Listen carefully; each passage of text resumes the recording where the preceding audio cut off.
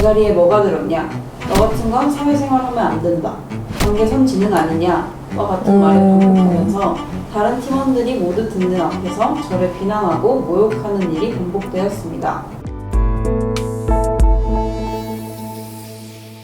안녕하세요. 인생은 실전이야. 실전 앞에서 쫄지 말자. 형사사건의 모든 걸 시원하게 알려주는 실전 변호사 김혜진입니다. 저희 지난 시간에는 그 술자리 시비 사건에 대해서 좀 알아봤었는데 그 영상이 그래도 조회수도 괜찮게 나오고 있는 것 같아요. 그래서 확실히 사연자분들이랑 뭔가 비슷한 사연을 갖고 계시거나 아니면 그런 상황을 좀 대비하고 싶어서 미리 보시는 그런 분들이 많구나 라는 걸 새삼 느꼈습니다.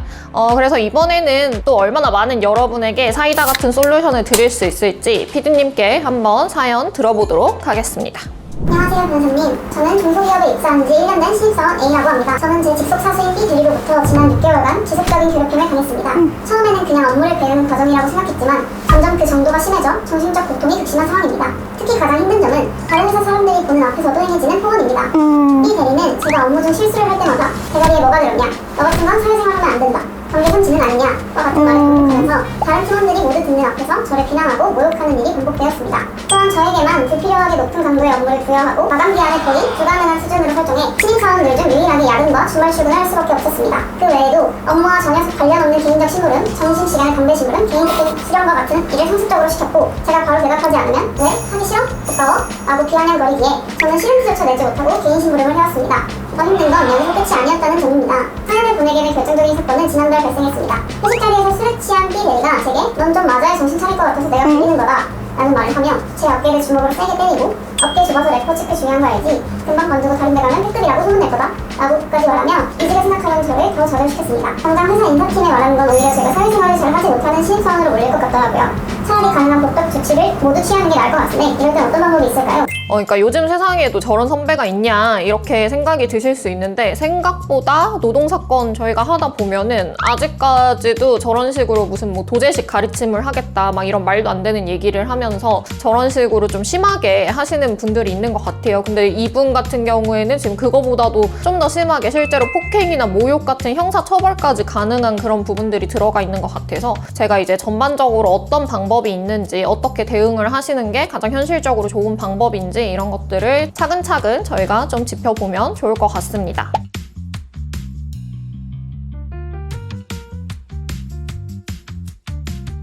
직장 내 괴롭힘이라는 말 자체를 이제는 좀 많이 들어보셨을 것 같아요. 근데 직장 내 괴롭힘은 뭘로 처벌이 되는 건가? 그게 죄 자체가 뭐가 근거인가? 이런 거에 대해서 많이 궁금해들 하실 텐데 먼저 이제 직장 내 괴롭힘이라고 한다면 근로기준법 제76조의 2에 직장 내 괴롭힘을 금지하는 조항 자체가 있습니다. 그러니까 그 근거 조항은 금기법이라고 생각을 하시면 돼요. 근데 다만 그 직장 내 괴롭힘으로 인정이 된다고 하더라도 이게 형사처벌이 되는 것이 아니라 사용자에게 뭐 신고를 하게끔 그렇게 하는 게 원칙이에요. 그래서 즉 해당 조항에 해당하는 그 직장 내 괴롭힘이 있었다라고 하더라도 회사에 신고하는 게 원칙이다 이렇게 보시면 돼요. 그러니까 한계가 분명히 조금 있겠죠. 근데 일단 이 사건이 직장 내 괴롭힘에 해당하는지 여부부터 조금 살펴보자면 지위 또는 관계의 우위를 이용을 해야 되는데 직속 사수인 비대리이기 때문에 이에 해당한다고 볼 수 있을 것 같아요. 그리고 업무상 적정 범위를 넘어서는 어떠한 행위가 있어야 되는데 개인적인 뭐 본인 담배 심부름을 시킨다거나 폭언이나 폭행 같은 것들을 하는 거는 당연히 업무와 무관하거나 업무 지시를 넘어선 행위이기 때문에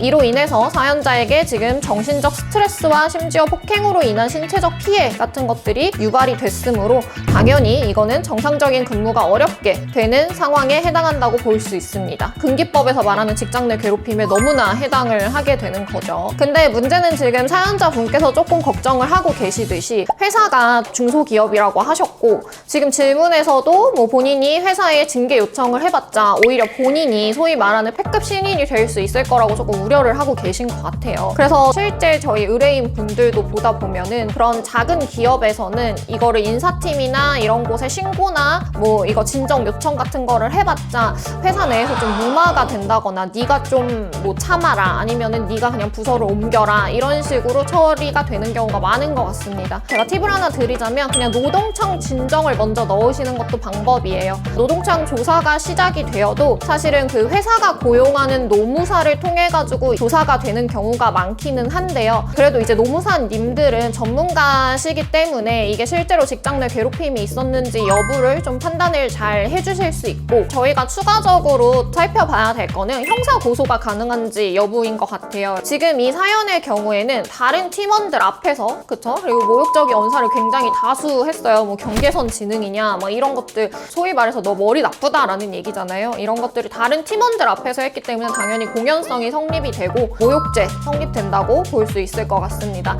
그리고 또한 회식 자리에서 어깨를 세게 때린 행위, 이거는 당연히 뭐 폭행죄가 성립이 될 수 있겠죠. 상해 진단서 이거를 뗄 수 있으면은 떼 보시는 것도 좋을 것 같아요. 그냥 상해죄로까지 이게 확대가 될 수 있으니까. 그리고 뭐 래퍼책 이런 말까지 하면서 어깨가 좁으니까 너 나중에 딴 데 가서도 이런 거 소문나게 하겠다라는 식으로 막 이렇게 엄포를 놓은 거는 협박죄에도 해당할 수 있으니 그것도 구체적으로 검토를 좀 해보면 좋을 것 같습니다. 그래서 저희가 이제 레츠 고소미에서 항상 중요한 거는 어떤 증거가 필요한지 요거잖아요. 일단 모욕, 뭐 폭언 이런 것들이 상시적으로 있었다라는 거를 저희가 좀 얘기를 하기 위해서는 업무일지 같은 거를 작성을 좀 하시면 굉장히 좋아요. 부당한 업무 지시라는 거는 보통은 주관적 기준일 수도 있거든요. 그러니까 본인이 생각했을 때는 이거 좀 부당한 것 같은데 이랬는데 다른 사람이 봤을 때는 뭐 그 정도는 좀 빡센 회사라면 시킬 수 있지 이렇게 볼 수도 있는 거예요. 말도 안 되는 어떤 마감 기한을 던져줬다거나, 이거는 뭐 숙련도가 없는 사람은 절대 할 수 없는 업무를 과다하게 많이 넘겼다거나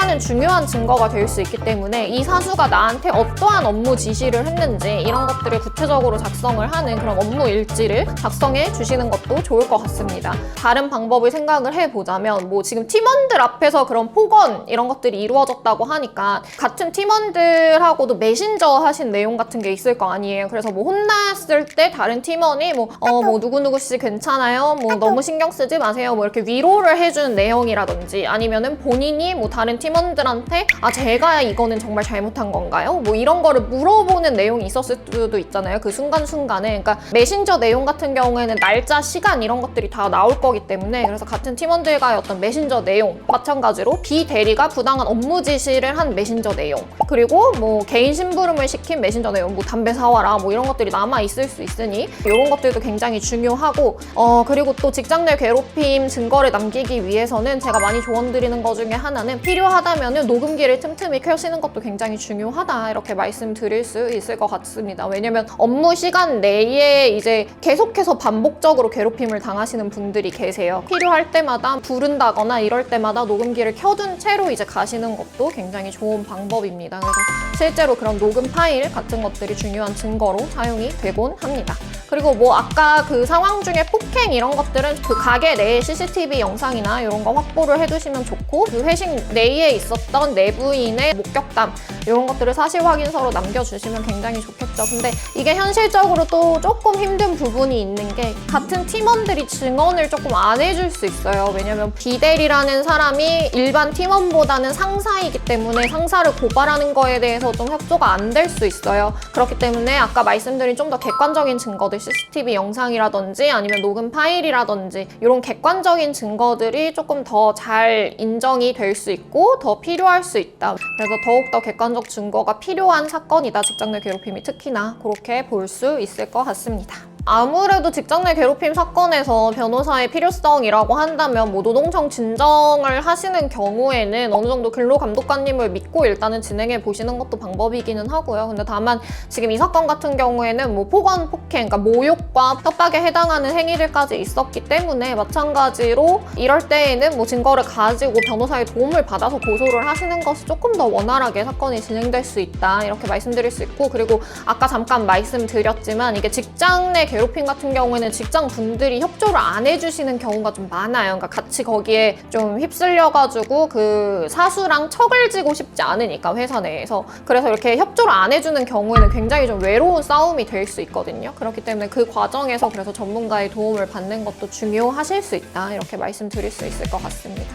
그래서 이제 오늘 사연에 대해서 3가지 요약을 해보자면, 첫 번째로는 직장 내 괴롭힘 자체는 근로기준법 상에서 이제 형사처벌 대상이 아니기 때문에 원칙적으로는 사업자한테 뭐 신고하거나 이런 의무가 부과되는 정도이다. 그래서 만약에 자기가 회사 내부에서 이게 좀 그냥 무마가 되거나 좀 묵살당할 것 같다라는 생각이 드신다면 그냥 곧바로 노동청 진정부터 하시는 게 현실적인 방법일 수 있다는 게 첫 번째 팁이고요. 그리고 두 번째 같은 경우에는 이제 그 노동청 진정을 했을 때에도 그 조사 자체를 회사가 고용한, 회사의 비용으로 고용한 노무사님들이 진행을 하게 돼요. 그래서 노무사님이 뭔가 사측에 치우친 대응을 하시는 것 같다, 내 억울한 거를 다 100% 들어주지 않는 것 같다라고 한다면 그 담당 근로감독관님한테 직접 병행 조사를 조금 해달라, 이런 요청을 할 수 있다라는 게 두 번째 팁이 될 수 있을 것 같고요. 그리고 세 번째는 이 사건 같은 경우에는 형사 고소까지 충분히 가능한 사안이었기 때문에 직장 내 괴롭힘에서 가장 중요한 거는 업무 일지 같은 거를 챙기신다든지 아니면 회사 내 메신저 내용 같은 거를 챙기신다든지, 왜냐면 특히나 대기업 같은 경우에는 그 일정 시간이 지나면은 다 삭제되는 이런 메신저 많이들 사용하세요. 그래서 그런 거를 미리미리 캡처해가지고 좀 저장해 두는 것도 굉장히 중요하다, 이런 현실적인 솔루션을 드릴 수 있을 것 같습니다. 그래서 요 세 가지만 좀 기억해 주시면 좋을 것 같아요. 그래서 오늘은 이제 그 많은 분들이 궁금해 하실 수 있고 많이 이제 직장 내에서 공감할 수 있는 직장 내 괴롭힘 사연에 대해서 다뤄봤는데요. 여러분도 사회생활을 하시면서 본인에게 불이익이 생기는 그런 상황을 맞닥뜨리셨다면 고민하지 말고 저 같은 실전 변호사에게 의뢰하셔서 사건을 잘 해결해 보시는 거를 추천드리겠습니다. 자, 이번 영상도 유익하게 보셨다면 저희 실전 변호사 채널 좋아요, 구독, 알림 설정까지 꼭 해주시고 저희는 다음번 사연으로 다시 찾아오도록 하겠습니다. 지금까지 실전 변호사 김혜진이었습니다. 감사합니다.